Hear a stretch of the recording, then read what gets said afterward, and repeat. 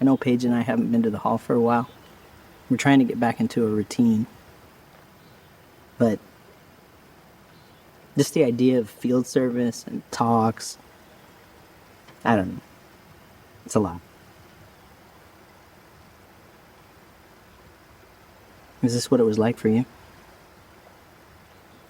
Yeah. For me, coming back to Jehovah, I couldn't just pick up where I left off. In a lot of ways, it really felt like I was starting over. It's hard to describe, but I felt like the closer I would get to Jehovah, the more I was consumed by regret. Hey, Scott. Hey, Coop. How you doing, man? How you doing, man? Good. Nice job tonight. Oh, thanks. Appreciate it. We had you running with those mics. Yeah, no kidding. That's awesome. Hey, man, I got something for you.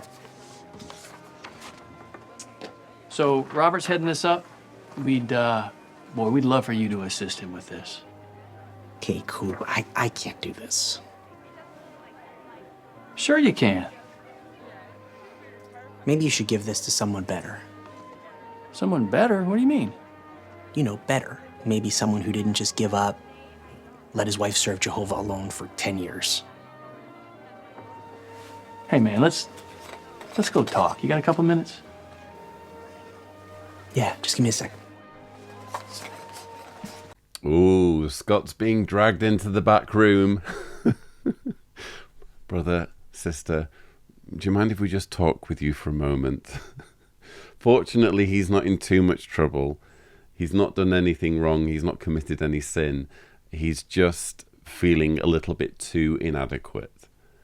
And this is all again because he's fallen away for a period of 10 years. He's been inactive. He hasn't been going to meetings and going to the ministry, and he hasn't been a spiritual head.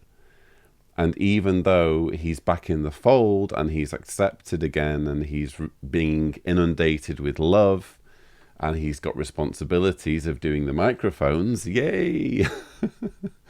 Even though he's been accepted again, he's still plagued and beset by a guilty conscience. And the reason why elders and servants are being shown this dramatization is because this is a real issue among Jehovah's Witnesses. And how can it not be? Because we've already learned that those who fall away have a problem. The problem is very much on their side. They are weak, stray, injured, lost.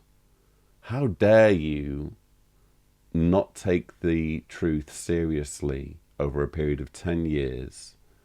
You should be feeling a degree of guilt or shame after not serving Jehovah fully for such a long period of time. That's the message here. So, Scott, do you really think Tina sees it that way? No, but I let her down in so many ways. And I mean, yeah, now I'm getting back on my feet again, but when I look back... Looking back, it could serve a purpose. But think about what Jehovah wants you to focus on now. Not on what you did, but on what you're doing. That's easy to say. But when I think about all those years Tina and I could have been serving Jehovah together, those years are gone. You know, those feelings, totally understandable. But here's how Jehovah feels. 1 John 3, 19 and 20. Do you mind reading that? Just start there at the middle of verse 19. And we will assure our hearts before him regarding whatever our hearts may condemn us in. Because God is greater than our hearts and knows all things. God is greater than our hearts. He wants you to move forward. He promises to help you move forward. And the rest of us, we're here to help too. And as for those lost years, you both have forever to serve Jehovah. You'll make it up. I gave those brothers one reason after another to give up on me. And Marcus, honestly, at times I gave up on myself. But Jehovah never gave up on me. And he hasn't given up on you and Paige either. I know he hasn't. Man, you don't know how much that means, Scott. Thank you. Would you and Paige be up for another visit? That'd be great.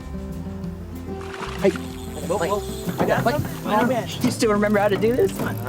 just do your job. Get the net. Hang on. Hang on. That's a largemouth bass. Yeah, no, that's What is that? seaweed. Good job. You have done. Coming back isn't easy. And Jehovah's not asking you to do it on your own either. And if you ever start feeling that way, there's a scripture that can help. It's Jeremiah 31, verse 3. Actually, do you mind reading that, Scott? No, not at all.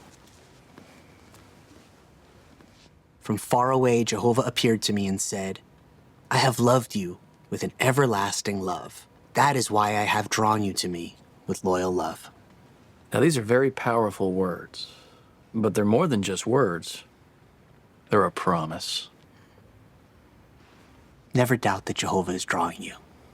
Yes, Jehovah is drawing us, or drawing Jehovah's Witnesses, and Jehovah loves his witnesses, and the congregation loves them, so long as they do what's expected of them. And isn't that really the point here? That this is all entirely contingent on people fulfilling the expectations of the organization. So this has been a really interesting and fascinating dramatization in terms of giving us an insight into the mindset of Jehovah's Witnesses and the expectations that are placed on them. You cannot simply just disengage from your beliefs for a period of time. You can't just say, you know what, I'm just going to put this on hold for a bit. It's just not quite working for me right now. I'm just going to sit things out for a period of time and then come back.